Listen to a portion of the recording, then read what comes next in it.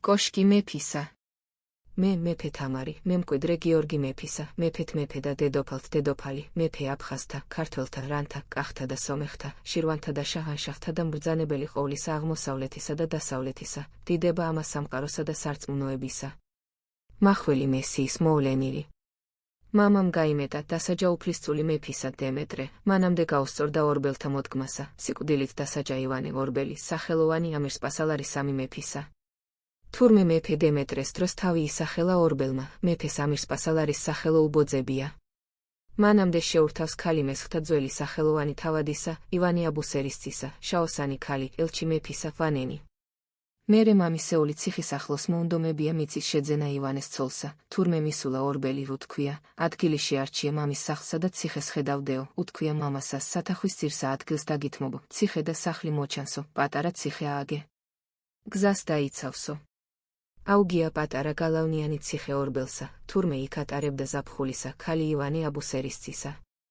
პირველი შვილი ქალი ჰყოლია ივანე ორბელსა, თეკლე შეურთავს დემეტრე უფლისწულსა. მერე თეკლეს უთქვია, შოთა სახლოს მინდაო, ციხე თავისივე ქალისთვის დაუთმია ორბელსა.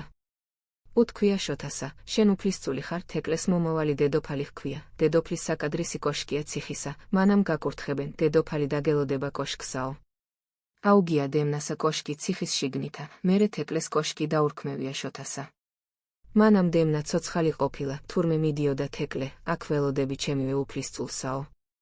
თურმე დემეტრე თავიდან შეიწყალა მეფემა, უთქვია უფლისწულსა, მანამ იქნები მეფობას არ მოვისურვებო. მეფე გიორგის დაუსჯია ივანე ორბელი, მისივე ძე, უთქვია უფლისწულსა არ ვაპატიებ მეფესა. დამპირდა, მანამ ვიქნებით უსაღად დარჩებიანო, პირობა არ დაიცვა გაიმეტაო. მერე სასტიკად დაუსჯია დემეტრე უფლისწული მეფესა. თეკლე შემოსილა ძაძითა, ბოლომდე უერთგულა ახალგაზრდა შაოსანმა თავისივე უფლისწულსა. უთქვია შოთასთვის, ვიცი ბოლომდე უერთგულე დემნასა, ვიცი მის გამო დაგსაჯა მეფემა, ვიცი გონია ვერ დავიცავი თეკლეო, მე ბოლომდე ერთგული ვიქნები, მალევე მივყვები დემნასა, დარდი მომიღებს ბოლოსაო.